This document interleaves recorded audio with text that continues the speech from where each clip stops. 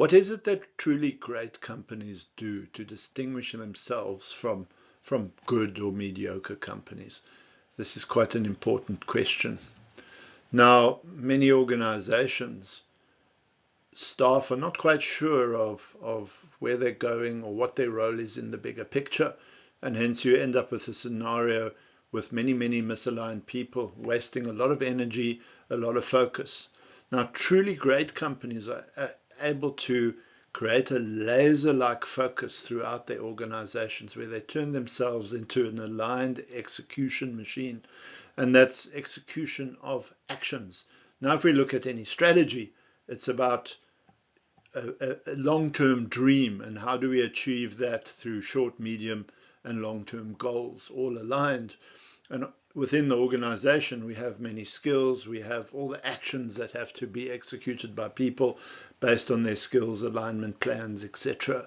And great companies are able to create an organizational system where everybody knows what they do, how that links to the bigger picture, and has that incredible focus. So these great companies, what they do, and a lot about their management, is about building an organizational system where people are so aligned and have that laser focus. And this is quite key.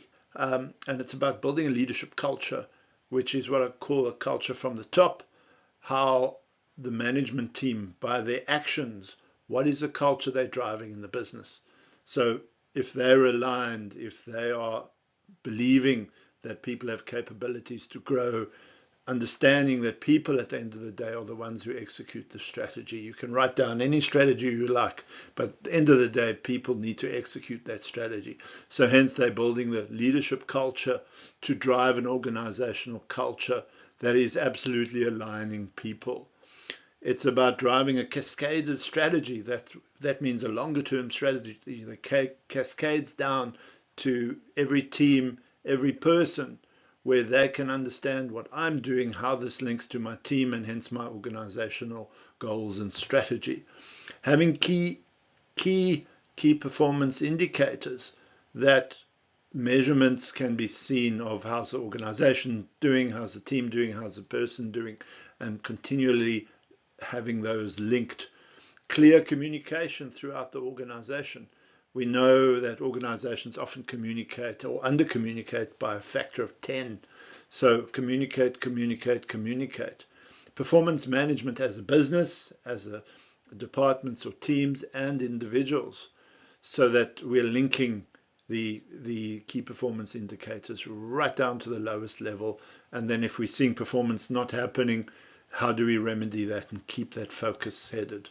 And then, of course, there's employee engagement, which at the end of the day, if employees are putting their heart into what they're doing, they feel committed, they're part of the journey, they're going to put a lot more time and energy and passion into what they're doing. And great organizations are able to build such organizations. Now, if we just step over to this framework, this is a framework which along the bottom axis is showing the transactional drivers of the business. These are all the short-term key drivers that any organization has to put in place.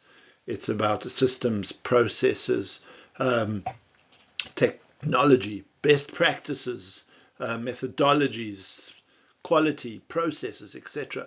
And all of these are quite short-term, and we love working on these as we're able to use our technical skills. They're short term, we get immediate feedback.